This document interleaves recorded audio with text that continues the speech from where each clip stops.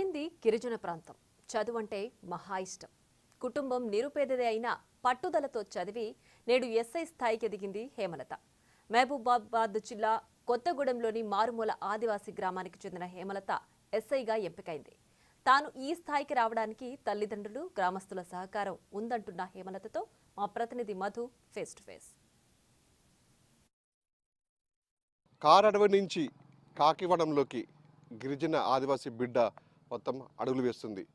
చిన్నప్పటి నుంచి అంటే చదువు మీద ఇంట్రెస్ట్తోని తను ఏదో ఒకటి సాధించాలని తపనతోని కష్టపడి చదివి అంటే తల్లిదండ్రులు కూలినాళ్ళకి వెళ్ళిన కూడా తన బిడ్డని చదివించాలనే ఆలోచనతోని పక్కనే అంటే ఓటై గ్రామంలో ఉన్న ఒక ప్రైమరీ స్కూల్కి వెళ్ళి చదువుకొని నేడు అంటే కాకివడంలో ఒక చోటు సంపాదించుకుంది.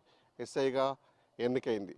దీంతో పాటు తాను దీంతోనే ఆగిపోకుండా సివిల్స్ కూడా ప్రిపేర్ అవుతున్నది మన హేమలత. అయితే ఓటాయి అంటే మహబూబాబాద్ జిల్లా కొత్తగూడ మండలంలో ఉన్నటువంటి మారుమూల అడవి ప్రాంతం, దట్టమైన అడవి ప్రాంతంలో ఉన్నటువంటి అంటే అభివృద్ధికి ఆమడ దూరంలో ఉండి ఎలాంటి వసతులు లేక కనీసం బస్సు సౌకర్యం కూడా లేని ఈ గ్రామంలో ఉన్నటువంటి ఒక మారుమూల ప్రాంతం ఓటాయి గ్రామం. ఈ గ్రామంలో అంటే నేను చదువుకొని నా ఊరి ప్రజలకి ఏదో ఒకటి చేయాలని తలిచి కష్టపడి చదివి ఇప్పుడు ఈ స్థాయికి వచ్చింది.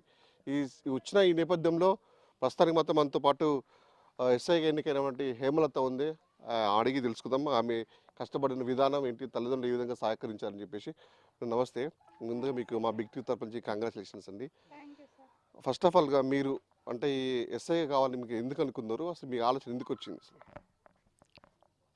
అంటే మా ఇంట్లో ఉన్న సిచ్యువేషన్స్ని చూసి నేను ఏదన్నా ఒక గవర్నమెంట్ జాబ్ సాధించాలని అనుకున్నాను. అందుకోసం ప్రిపేర్ అయ్యి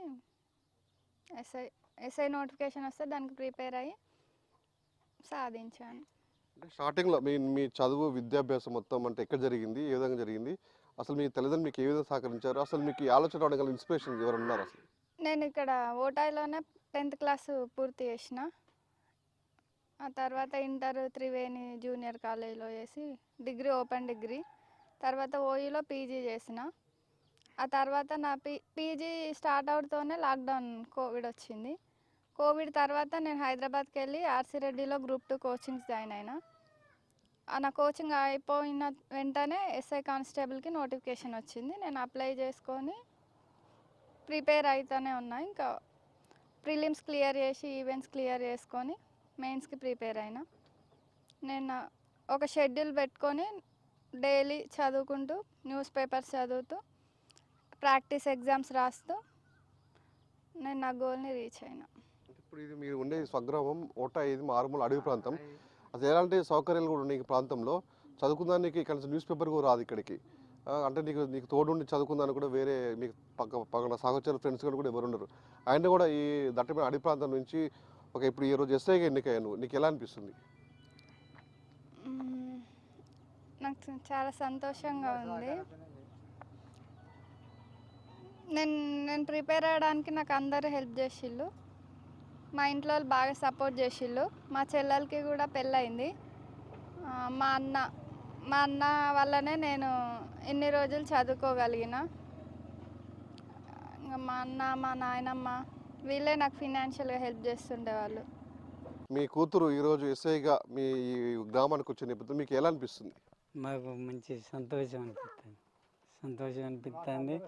ఊళ్ళో కూడా పని చేస్తూ ఉంటాను, ఏదన్నా గ్రామానికి సహకారం చేస్తా అని అంటాను.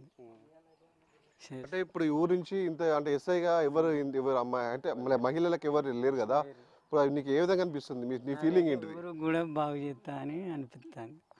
మొత్తానికైతే మనమైతే ఇక్కడ ఓటాయి గ్రామంలో మాకు హేమలత అయితే ఎస్ఐకి ఎన్నికైందో వాళ్ళు ఉన్నటువంటి స్వగ్రామంలో వాళ్ళు సొంత ఇంటి దగ్గర ఉండవు మనైతే చూసుకోవచ్చు వాళ్ళ ఇంటిగా. అంటే మార్మల్ చిన్న పల్లెటూరులో ఒక చిన్న ఇంటిలో అంటే కనీసం విద్యుత్ సౌకర్యాలు కూడా చిన్న పూరి గుడిసెలో కూడా ఇలాంటివి ఉండి ఇక్కడ నుంచి కష్టపడి చదువుకోవాలి అనే ఒక తపనతో మాత్రం మేము ముందుపడి ఆమె ఎన్ని అవాంతరాలు ఎదురైనా కూడా చదువుకొని ఏదో ఒకటి సాధించాలనే తపనతోని అంటే కన్న తల్లిదండ్రులు కూడా ఆమెకి పెళ్లి చేద్దామని ఒక ఆలోచన వచ్చినప్పటికీ కూడా చెల్లెకి పెళ్లి చేయండి, నేను ఇంకా సాధించాలని చాలా ఉంది, ఇంకా నేను కంపల్సరీ సాధిస్తాను అని చెప్పి కూడా ఆమె శపథం చేసి మరీ ఈరోజు ఎస్ఐగా ఎన్నికై ఈరోజు వచ్చి ఇక్కడ వాళ్ళ తల్లిదండ్రుల ముందు మొత్తం నిల్చుంది అన్నది గ్రేట్గా చెప్పుకోవచ్చు.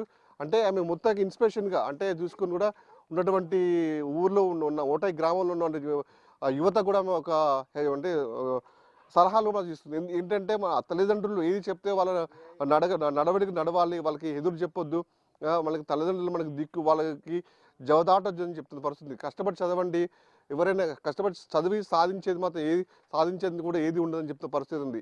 ఇప్పుడు కూడా ఆమె చెప్తున్న పరిస్థితుల్లో కూడా నెక్స్ట్ రాబో రోజుల్లో నేను గ్రూప్స్ ప్రిపేర్ అవుతున్నాను, నేను ఆ గ్రూప్స్లో కూడా నాకు అంటే అనుకున్న ఫలితాన్ని సాధిస్తాను అని చెప్తున్న పరిస్థితి ఉంది. ఇది ఇక్కడ పరిస్థితి. వీరేంద్రతో మధు, బిగ్ టీవీ, ఓటాయ్.